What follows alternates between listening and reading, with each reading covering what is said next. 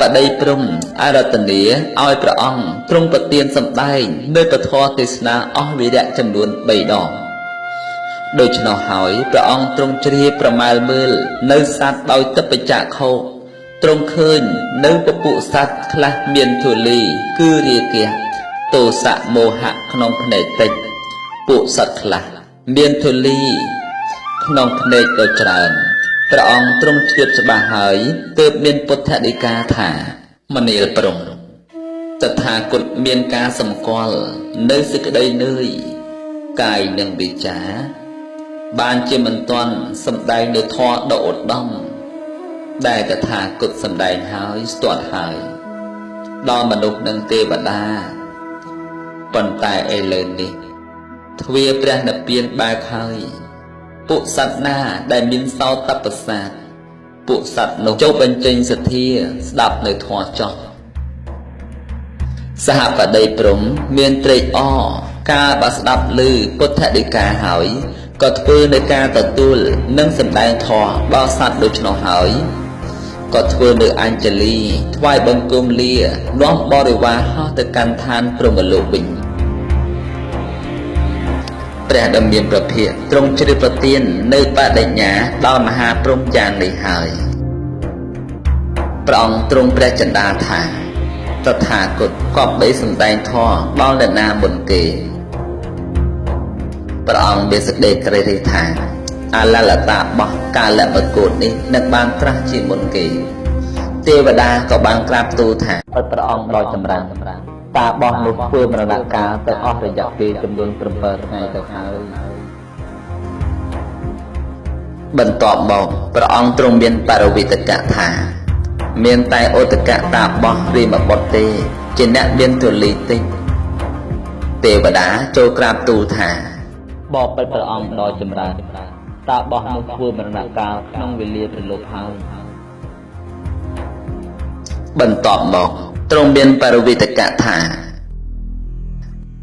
តថាគតកប់ដីសម្ដែងនៅធម៌អ្នកណាជាមុនអ្នកណានឹងបានត្រាស់ដឹងនៅធម៌ទើបទ្រង់បរិវិតកៈនឹកដល់បញ្ចគិយភិក្ខុថាបញ្ចគិយភិក្ខុនោះមានឧបការៈដល់តថាគតបានធ្វើនៃការបម្រើនៃតថាគតអស់កាលដ៏យូរបើដូច្នោះគួរតថាគតបានគួរសម្ដែងនៅធម៌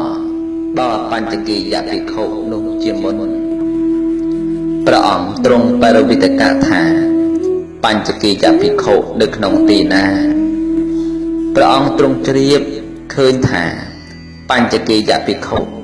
នៅក្នុងព្រៃសិបតនិនិកតិយវ័នទីក្រុងពារាណសីព្រះអង្គគង់នៅក្នុងអូរវេលប្រទេសតាមសបាយលុះដល់ក្រោយមកទៀតទើបយាងទៅកាន់ចរិតតាមលំដាប់ដល់ព្រៃអិសិបតនិនិកតិយវ័ន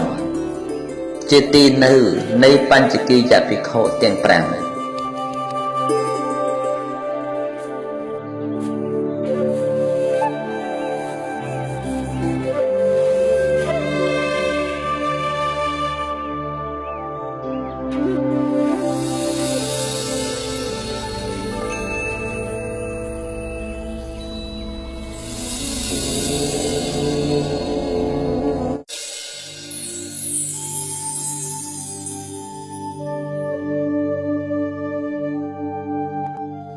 ឯបញ្ចគិយភិក្ខុនោះកាលបើឃើញព្រះអង្គអំពីចម្ងាយ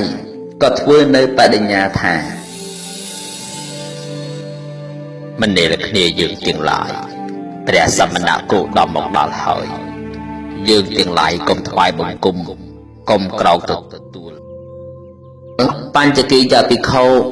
អត់ទ្រាំមិនបានក៏មកទទួលសំពះនមស្ការចំពោះព្រះអង្គ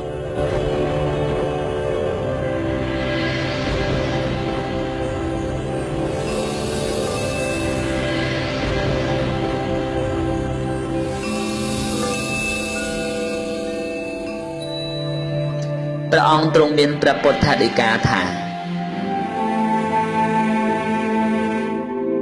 មនាអ្នកទាំងឡាយ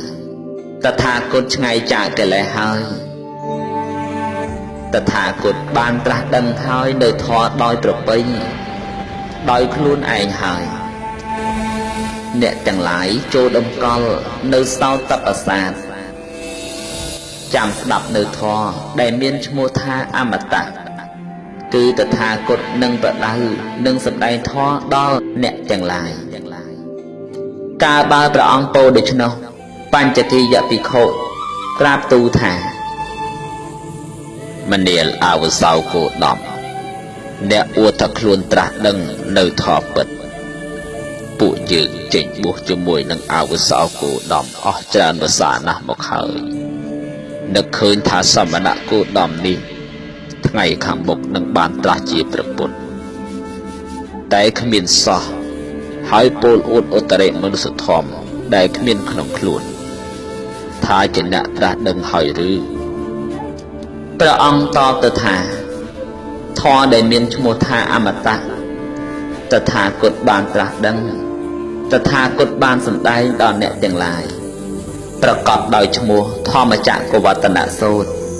ជាប្រសូតប្រកាសនៅសម្មាសម្ពុទ្ធញ្ញាណជាធម៌ធម្មចក្រដ៏ប្រសើរជាធម៌ដំបូងបំផុតដែលតថាគតបានត្រាស់ដឹង